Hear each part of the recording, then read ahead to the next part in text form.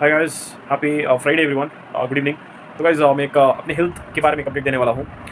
कुछ 3 वीक्स या 4 वीक्स पहले मैंने अपना आई थिंक नवंबर के एंड वीक में मैंने अपना शस्त्र सूत्र करवाया था after being diagnose for quite a serious condition called anal fistula. उसको फिस्टुला इन एनो भी कहते हैं। वो होने के बाद मैंने इमीडिएटली अगले दिन वीडियो बनाया था कि कितना पेन में था मैं करके। उसके बाद जो है अब 4 वीक्स बीत चुके हैं। अगर आप मेरे से पूछोगे कि अब मैं कैसे फील कर रहा हूँ, पेन हालांकि सबसाइड हुआ है सर्जरी के बाद। जैसे कि पहले सीवियर पेन था, अब थोड़ा माइल्ड टू मॉडरेट पेन फिर भी है, क्योंकि अब मैं वुंड हीलिंग का फेस में हूँ राइट नाउ। वो जो फिस्टुला का ट्रैक्ट बर्न करने के बाद या रिमूव करने के बाद with the help of that medicated coated thread, जो कि कहते हैं, शायद वो एक लिनन थ्रेड है, कॉटन लिनन थ्रेड है। इसमें जो भी मेडिकेटेड एलिमेंट्स जो डालकर वो थ्रेड लिगेशन जो करते हैं ना, इसके बाद वो निकालने के बाद, दैट इज रिमूव करने के बाद, और मेरे जो प्रोसीजर में थ्रेड सिर्फ 4 डेज़ के लिए ही रखा गया। 4th डे में ही डॉक्टर साहब ने मेरा जो थ्रेड है रिमूव कर दिया। भाई एक्चुअली उन्होंने 4th डे जब वो रिमूव किया उन्होंने, बिकॉज मेरा फिस्टुला ट्रैक्ट बहुत ही स्मॉल था, जैसे कि शायद 1.5 सेंटीमीटर का होगा, 1.5 सेंटीमीटर 1 से 1.5 सेंटीमीटर का होगा। तो इतना बड़ा फिस्टुला ट्रैक्ट नहीं था मेरे केस में। तो was bit of simple fistula भी कह सकते हो आप मेरे जो केस में। फिर भी मेरे को बहुत दर्द होता था, बट ऑपरेशन जो किया उन्होंने, जो कि थ्रेड प्लेसमेंट था, जस्ट वो थ्रेड आके सिर्फ 4 डेज़ के लिए रखा डॉक्टर ने। 4th डे उन्होंने रिमूव कर दिया और उन्होंने थ्रेड को रोटेट भी किया।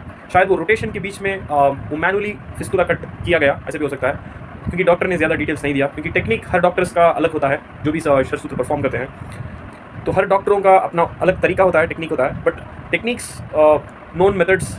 बट टेक्निक की अगर बात करूँ तो मेरे को उतना इंसाइट नहीं है क्या क्या टेक्निक वेरी होता है। ट्रेडिशनली अगर आप शस्त्र के बारे में पढ़ें या जांच करें तो पता लगेगा कि 2 या 3 सिटिंग्स होता है इन द गैप ऑफ 3 और 4 वीक्स। एवरी वीक वो थ्रेड को चेंज किया जाता है, रिप्लेस किया जाता है। इनफैक्ट थ्रेड को, पुराना थ्रेड को निकाल के नया थ्रेड डाला जाता है। वैसे दैट इज़ वो क्रिटिकलिटी ऑफ द फिस्टुला पे डिपेंड करता है कि कितना बार थ्रेड चेंज होगा करके। मेरे केस में सिंपल फिस्टुला था, 1 to 1.5 सेंटीमीटर का ही था होगा, तो शायद डॉक्टर ने समझा कि 4 दिन ही काफ़ी है करके। लेकिन उन्होंने लास्ट डे कंफर्म किया, उन्होंने एक मैलिएबल प्रोब इंसर्ट करके देखा, वो कंप्लीटली फिस्टुला निकल गया था। मतलब विद नेकेड आई पता लग गया था डॉक्टर को। तो उन्होंने कहा कि fistula tract has been remove करके सक्सेसफुली। रिसेंटली भी मैं जब फॉलो अप मीटिंग्स होते हैं ना, रिव्यू मीटिंग्स कहूँगा, डॉक्टर के साथ अपॉइंटमेंट लेके जाना पड़ता है रोज़ को। पहली बात तो सर्जरी के बाद एटलीस्ट कपल ऑफ वीक्स में रेगुलरली जाते आ रहा था। मतलब कॉटन ड्रेसिंग एंड अनड्रेसिंग का एक फेस होता है, ये जो कि रिकवरी फेस कहते हैं ना आफ्टर द सर्जरी, वो किया मैंने at least for couple of weeks. अब तो फिलहाल 2 और वीक हो चुका है वो ड्रेसिंग अनड्रेसिंग के बाद। अब घर पे ही मैं कुछ ऑइंटमेंट्स वगैरह लगा रहा हूँ, मतलब एंटीसेप्टिक लोशन, जैसे कि बेटाडीन कहते हैं, एक एंटीबायोटिक लोशन होता है, वो 6 बात के लिए भी काम आता है। उसके बाद टी बैग करके एक anti bacterial lotion, sorry cream जो है उन्हें प्रिस्क्राइब किया, इन्फेक्शन ना हो इस वजह से।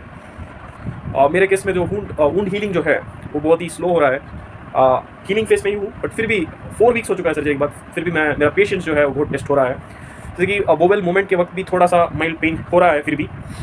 तो ये जो वेट टाइम है ना, कब वुंड हील होगा, ये एक बहुत चैलेंजिंग वक्त होता है पेशेंट के लिए, कि कब ठीक होगा। एक जहन में दौड़ते रहता है, दिमाग में आपका यही हर वक्त होता है कि कब ये फोड़ा जो है सूखेगा करके। मेरे को भी यही हो रहा है, थोड़ा सा ट्रॉमेटिक भी है। अब 1-2 दिन पहले मैंने डॉक्टर को विजिट किया, तो उन्होंने कहा कि और शायद आपको 1 वीक लगेगा, ऐसा कुछ उन्होंने बोला। अभी भी मेरे को जो एंटीबायोटिक का लोशन और जो एंटीबैक्टीरियल ऑइंटमेंट जो है वो लगाना पड़ेगा, और 7 to 8 डेज़ के लिए for a full recovery. But फिर भी मैं वुंड हीलिंग फेस में ही हूँ, रिहैब फेस में ही हूँ। तो कंप्लीटली मैं अभी रिकवर नहीं हुआ हूँ। वंस मेरा जो पूरा रिकवरी हो जाता है तो वापस एक टॉप अप वीडियो करूँगा इस टॉपिक के बारे में। अब आप अगर मेरे से पूछते हो कि आपको भी ये ट्रीटमेंट अपनाना है या नहीं करके, बट वो इंडिविजुअल पे डिपेंड करता है गाइस, बिकॉज ये आपको मेंटली बहुत चैलेंज करेगा in with the physically challenging situation, जो कि आपको फिजिकल पेन जितना होता है ना, एक्सक्रूएटिंग पेन होता है ना, उसके साथ साथ आपका जो मेंटल स्ट्रेंथ भी बहुत टेस्ट करता है गाइस। देखिए, आप पेन फ्री ट्रीटमेंट चाहते हो तो आप ज़रूर किसी एलोपैथी हॉस्पिटल में जाओ, MRI का स्कैन कराओ। अगर आपको फिस्टुला है तो डॉक्टर आपको रिकमेंड करेंगे MRI इमेजिंग करवाना। उसके बाद जो भी उसका टाइप ऑफ फिस्टुला है वो डिटेक्ट होगा, और आसानी से आपको लेज़र का एक सर्जरी हो जाएगा। उसमें कुछ भी आपको पेन महसूस नहीं होगा। फिस्टुलोटमी कुछ कहते हैं, और भी सारा उसके बाद कुछ फाइब्रिन ग्लू ट्रीटमेंट है, तो डॉक्टर आपको रिकमेंड करेंगे, और ये सब पेनलेस प्रोसीजर होगा, आराम से आपको हो जाएगा। अगर आपको मैं बेसिकली जो शस्त्र जो अपनाया मैं, उससे पहले मैंने थोड़ा सा जांच किया और मेरे को पता लगा कि इसमें 99% एफिकेसी है, और रिकरेंस परसेंटेज जस्ट 1% है, 1%। इसी वजह से मैंने इस ट्रीटमेंट को अपनाया। मेरे को पता था कि इसमें बहुत पेन होता है करके। मैं थोड़ा मेंटली टफ गई हूँ, तो मैं तो संभाल रहा हूँ, मैं झेल रहा हूँ, बिकॉज मैंने पेन में रख के जिया है। बचपन से ही बहुत सारा तकलीफ़ें देखी हुई हैं, और बहुत सारे कष्टों से मैं यहाँ तक पहुँचा हूँ। और प्रोफेशनली भी अगर बात करूँ और बहुत सारे पर्सनल लाइफ में भी बहुत सारे तकलीफ़ें देखी हुई हैं। तो ये सारी तकलीफ़ों को झेल कर अब मैं ये सारी तकलीफ़ें मेरे को उतना बड़ी नहीं दिखती और दर्द झेलने की भी मैं ताकत रखता हूँ। अगर आप दर्द झेलने के लिए डरते हो तो ज़रूर आप एलोपैथी ट्रीटमेंट अपनाइए। अगर आप भी मेरे जैसे मेंटली टफ़ हो तो आप ज़रूर इस ट्रीटमेंट को आज़मा सकते हो और आप ये झेल भी सकते हो बिना कोई तकलीफ़ के। तगड़ेपन के साथ आप झेल सकते हो उस ट्रीटमेंट को, कोई दिक्कत नहीं होगा। बट ये जो ट्रीटमेंट है ना, ये ऑर्गेनिक ट्रीटमेंट है, नेचुरल ट्रीटमेंट है। आपको जो भी सॉल्यूशंस देंगे in the form of medications वो आयुर्वेदिक होगा। मेरे केस में क्या है, ये डिसअपॉइंटेड था। डॉक्टर ने मेरे को सारे एलोपैथिक मेडिसिन दिए हुए हैं, जैसे कि एंटीबायोटिक्स जैसे कि सिप्रोबिड, और भी जैसे कि मैंने कहा टी-बैक करके एंटीबायोटिक तो एंटीबैक्टीरियल टॉपिकल ऑइंटमेंट दिया उन्होंने। उसके बाद जैसे कि बेटाडीन का सिट्स बात के लिए काम आता है। तो सारे एलोपैथिक मेडिसिन हुए, ना कि मैं एक्सपेक्ट कर रहा था कि आयुर्वेदिक मेडिसिन देंगे करके, बट ऐसा नहीं हुआ। बस वही एक डिसअपॉइंटमेंट था मेरे को। तो ऑनलाइन में मैंने देखा कि बहुत सारे आयुर्वेदिक डॉक्टर्स कुछ इस सॉल्यूशन का प्रिस्क्राइब कर रहे थे, जैसे कि निर्गुंडी ऑयल करके आता है, वो सिट्स बात में आपको सहायता देगा।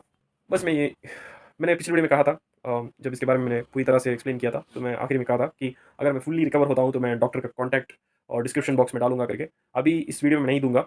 फुल्ली अगर मैं सेटिस्फैक्ट्री फील करूंगा फुल रिकवरी के बाद, तो ज़रूर मैं एक और वीडियो में आपको डॉक्टर का कॉन्टैक्ट डिटेल शेयर करूंगा। कहीं पर भी रहते हो आप आके इनसे इलाज करवा सकते हो। बस अगर ये वीडियो पसंद आए तो जरूर लाइक डालिएगा। मिलते हैं अगले वीडियो में guys. Stay safe, fit and cheers, tata, bye bye. Health is wealth, यही मैं कहना चाहता था। जितना मर्जी पैसे कमा लो, अगर सेहत नहीं है तो कुछ भी फायदा नहीं। सेहत का ख्याल रखिए, पहले आता है सेहत, उसके दूसरे बात आता है वेल्थ। मिलते हैं अगले वीडियो में। टाटा।